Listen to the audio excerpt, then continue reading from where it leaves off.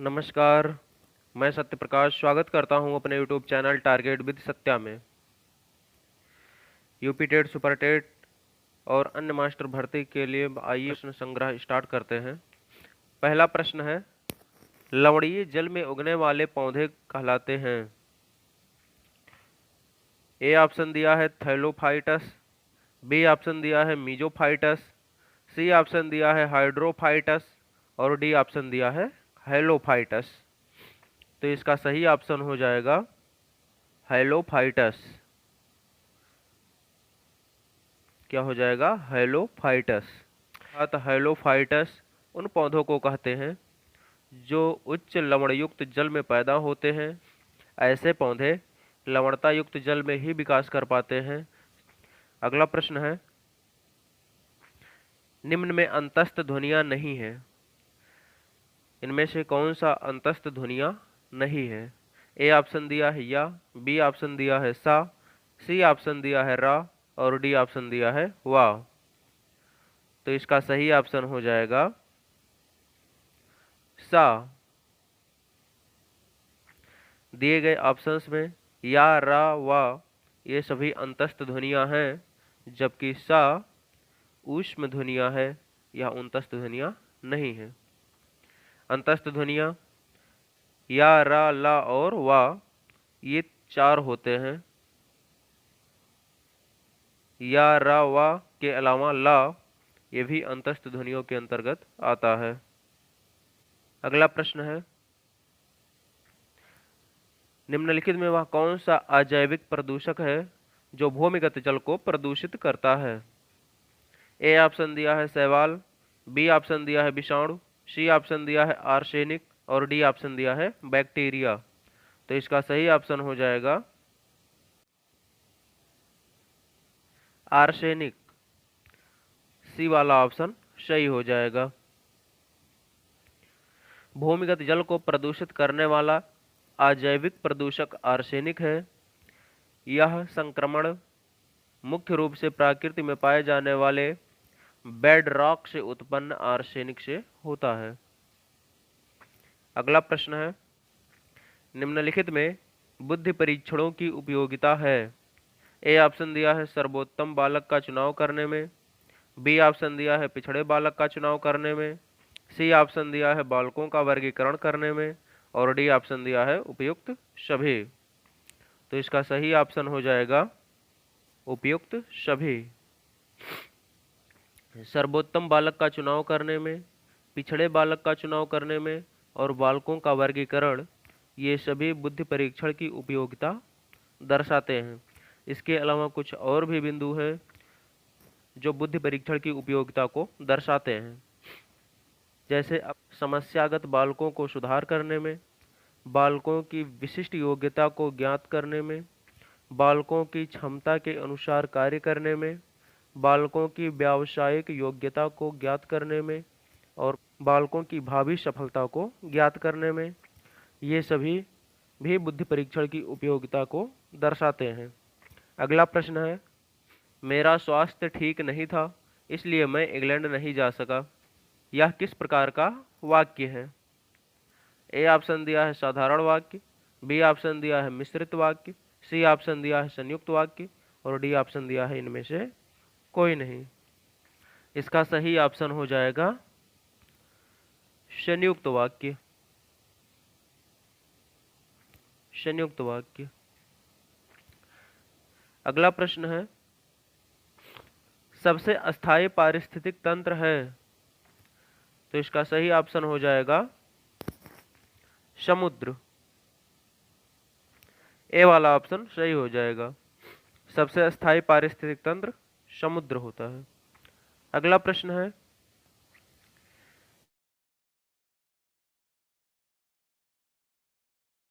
निम्न में कौन सा संवृत्त स्वर है? ए ऑप्शन दिया है आ, बी ऑप्शन दिया है ए, सी ऑप्शन दिया है बड़ी ई और डी ऑप्शन दिया है ओ। तो इसका सही ऑप्शन हो जाएगा ओ। जिन स्वरों के उच्चारण स्थान में जिह्वा काफी ऊपर उठकर मुख विवर के वायु मार्ग को संकीर्ण बना देती है, उन्हें संवृत्त स्वर कहते हैं। अगला प्रश्न है, जल में घुलनशील विटामिन निम्नलिखित में से कौन सा है? ए ऑप्शन दिया है विटामिन ए, बी ऑप्शन दिया है विटामिन सी ऑप्शन दिया है विटामिन डी और डी ऑप्शन दिया है विटामिन ई। तो इसका सही ऑप्शन हो जाएगा विटामिन सी। बी वाला ऑप्शन सही हो जाएगा। Vitamin A, vitamin D, vitamin E और विटामिन के ये सभी वसा में घुलनशील विटामिन हैं, जबकि विटामिन बी और सी ये दोनों विटामिन जल में घुलनशील विटामिन हैं। अगला प्रश्न है,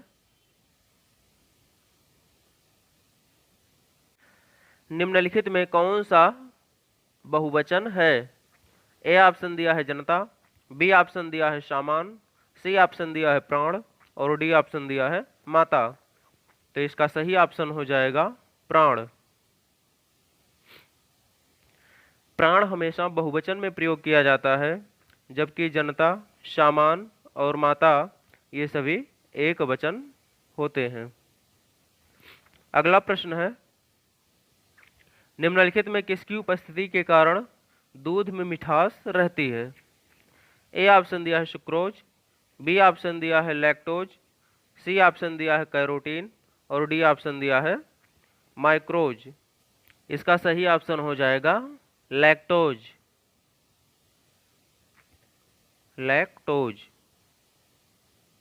लैक्टोज की उपस्थिति के कारण दूध में मिठास रहती है, क्योंकि लैक्टोज एक प्राकृतिक शर्करा है या एक कार्बोहाइड्रेट है जिसकी उपस्थिति के कारण दूध में हल्की मिठास रहती है।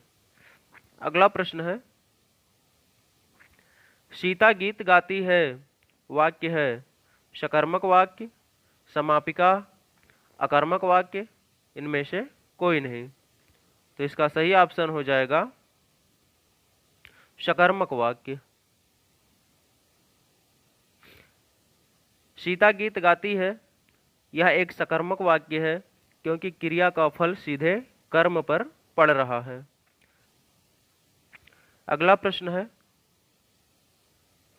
अर्थ के आधार पर वाक्य के कितने भेद होते हैं? ए ऑप्शन दिया है 6, बी ऑप्शन दिया है 9, सी ऑप्शन दिया है 8 और डी ऑप्शन दिया है 7। तो इसका सही ऑप्शन हो जाएगा 8 प्रकार के। अर्थ के आधार पर वाक्य 8 प्रकार के होते हैं। अगला प्रश्न है, थर्नडाइक ने बुद्धि को कितने भागों में विभाजित किया है? ए ऑप्शन दिया है 3, बी ऑप्शन दिया है 4, सी ऑप्शन दिया है 8 और डी ऑप्शन दिया है 12।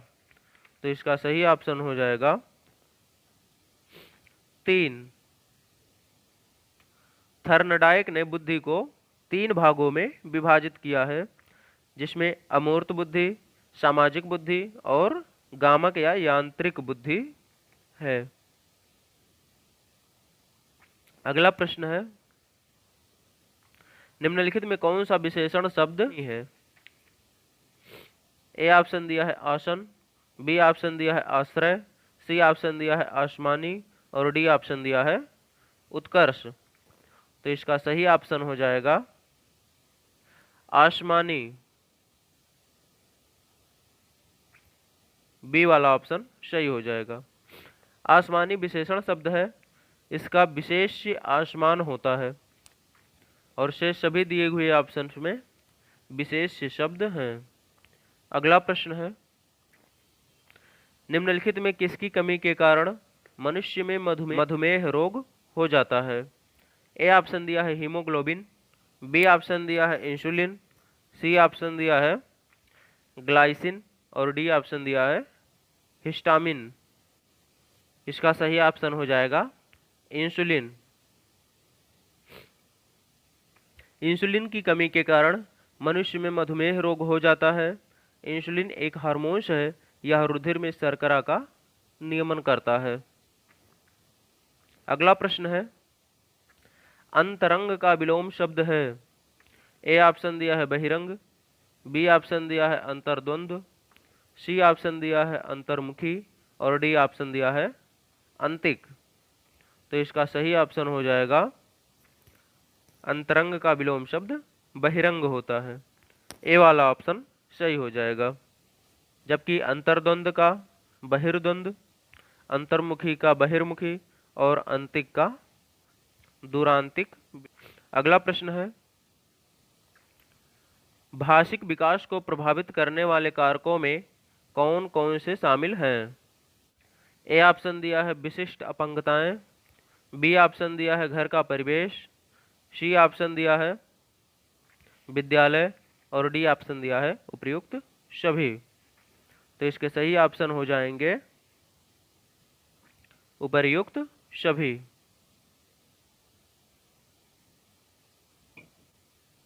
भाषिक विकास को प्रभावित करने वाले कुछ प्रमुख कारक हैं, जैसे विशिष्ट अपंगताएं, घर का परिवेश, विद्यालय, समूह और मीडिया या जनसंचार माध्यम।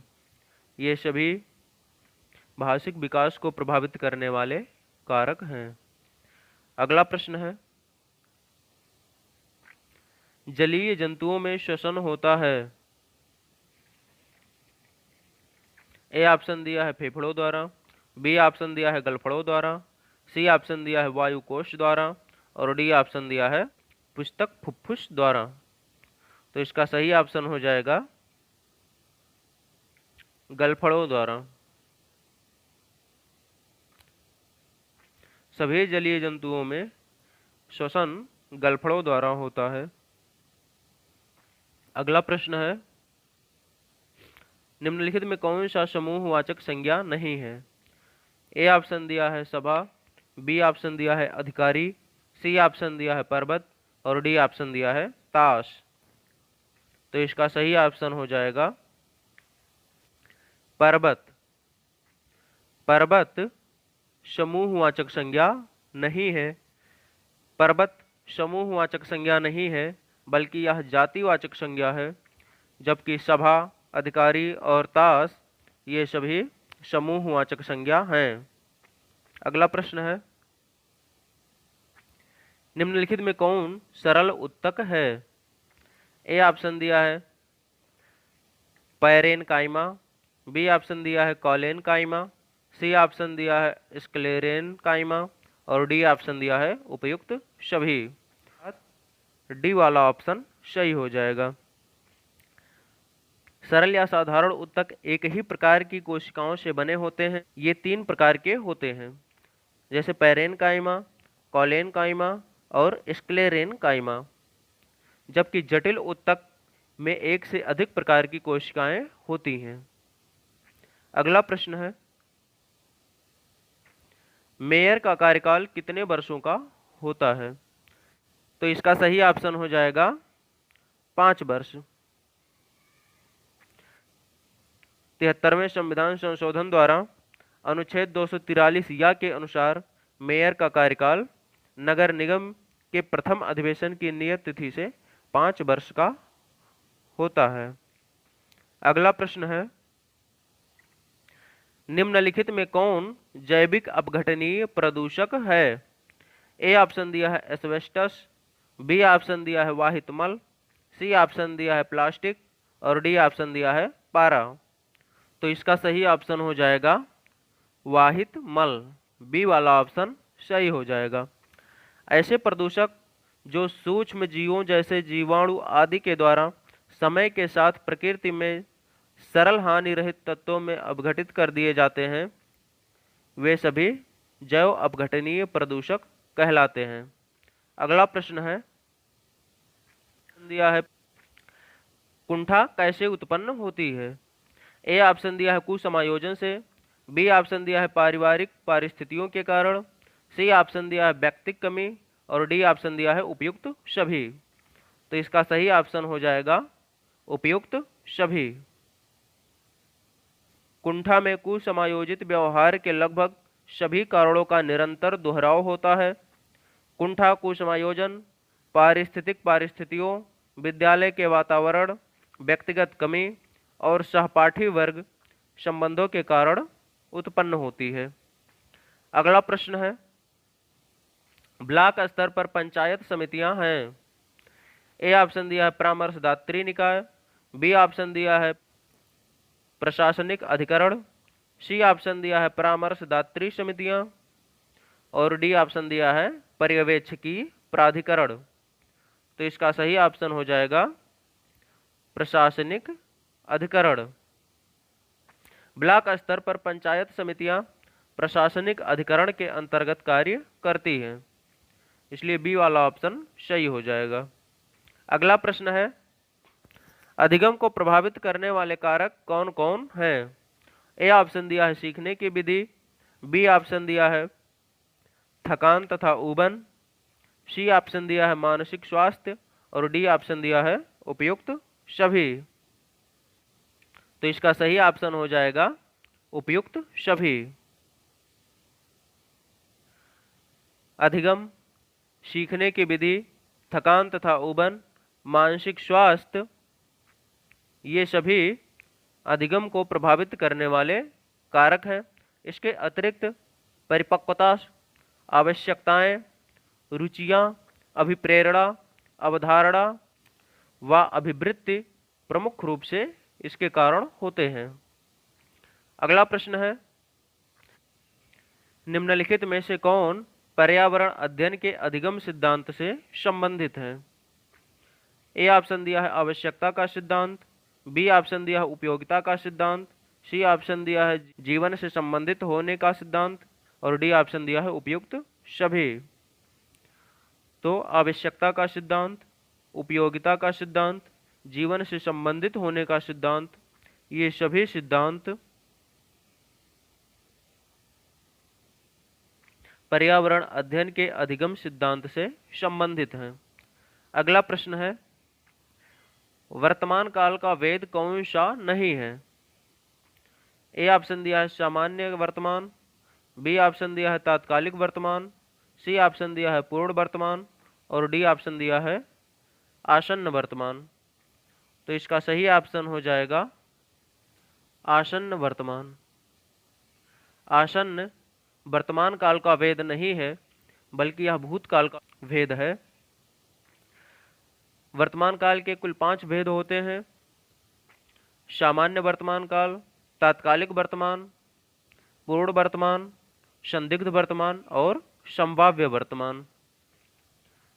अगला प्रश्न है, प्रायद्वीपीय भारत की सबसे लंबी नदी है? ए ऑप्शन दिया है कावेरी, बी ऑप्शन दिया है कृष्णा, सी ऑप्शन दिया है गोदावरी और डी ऑप्शन दिया है वैगेई। तो इसका सही ऑप्शन हो जाएगा गोदावरी। प्रायद्वीपीय भारत की सबसे लंबी नदी गोदावरी है, जिसे वृद्ध गंगा के नाम से जाना जाता है। अगला प्रश्न है,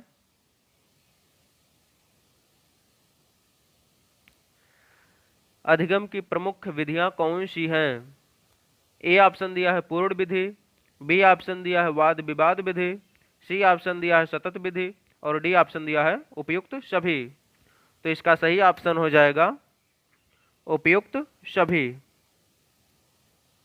इसके अलावा कुछ और भी अधिगम की प्रमुख विधियां हैं, जैसे करके सीखना, निरीक्षण या परीक्षण करके सीखना, वाचन विधि द्वारा, अनुकरण विधि, प्रयास त्रुटि विधि, पूर्ण विधि, अंश विधि और अंतराल विधि। ये सभी विधियां भी अधिगम की प्रमुख विधियां हैं। अगला प्रश्न है, राष्ट्रीय एकता की विभेदक शक्तियां कौन सी हैं? ए ऑप्शन दिया है जातिवाद, बी ऑप्शन दिया है प्रांतीयता, सी ऑप्शन दिया है राजनीतिक दलदल और डी ऑप्शन दिया है उपयुक्त सभी। तो इसका सही ऑप्शन हो जाएगा उपयुक्त सभी। राजनीतिक दलदल, प्रांतीयता और राजनीतिक जातिवाद, प्रांतीयता और राजनीतिक दलदल, ये सभी राष्ट्रीय एकता की विभेदक शक्तियां हैं। तो इस प्रकार वीडियो अच्छा लगा हो तो वीडियो को लाइक कीजिए, कमेंट कीजिए तथा शेयर कर दीजिए, जिससे अधिक से अधिक लोग इस वीडियो का लाभ उठा सकें। वीडियो पूरा देखने के लिए धन्यवाद।